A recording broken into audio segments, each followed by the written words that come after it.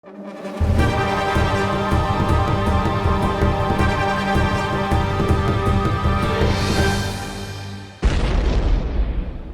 anime and manga fans, I'm Kyle Glockner and welcome back to another episode of Animanga. For this Halloween episode, I wanted to talk about one of the greatest horror anime of all time. Unfortunately, I've already covered Elfen Lied and Happy Sugar Life on previous shows. So today, I'll have to talk about another horror-ish anime that absolutely captivated me during its run. That's right, I'm talking about Occultic 9.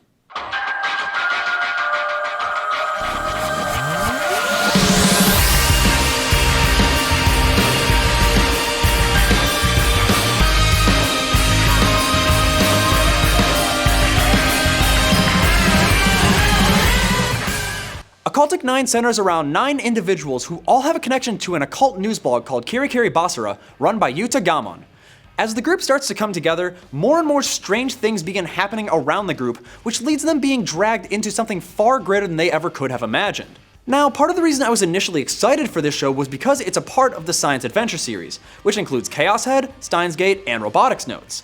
But as I watched, I quickly saw this was going to be different from all of those shows. As you might expect with a series called the Science Adventure series, most of the show's plots revolve around sci-fi, as is the case with Steins Gate and Robotics Notes. As for Chaos Head, I mean, it's there.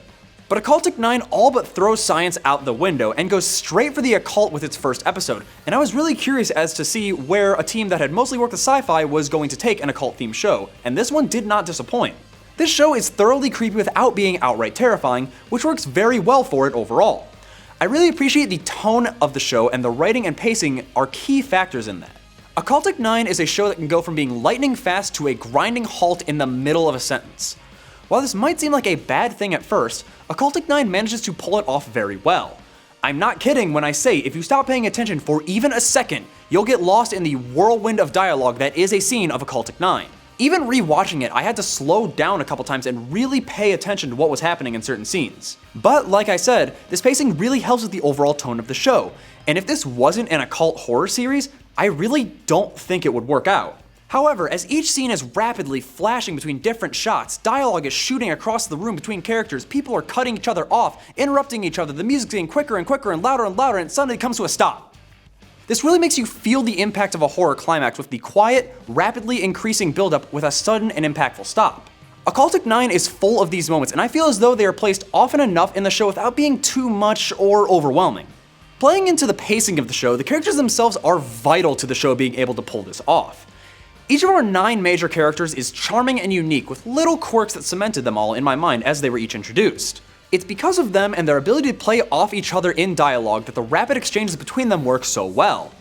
Each of them has this really dry humor in their dialogue that I can personally thoroughly appreciate, yet they pull off some very serious and heartfelt moments throughout the 12-episode run, which leaves us with what I feel is an incredibly unique experience as far as the characters are concerned.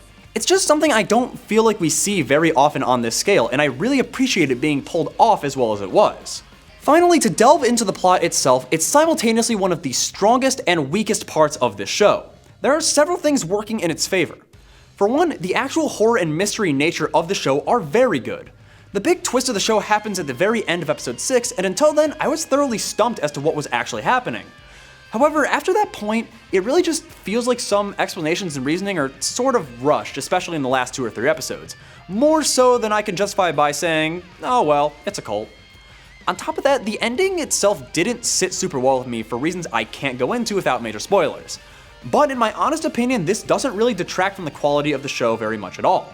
Overall, I think Occultic 9 is a solid entry in the Science Adventure series and is an excellent show for anyone looking for an anime horror fix with mostly excellent writing and characters to add to that mix.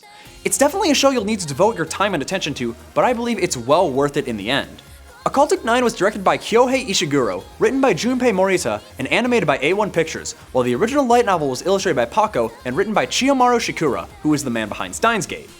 It rightfully sits as my second favorite entry in the Science Adventure series, so go check it out.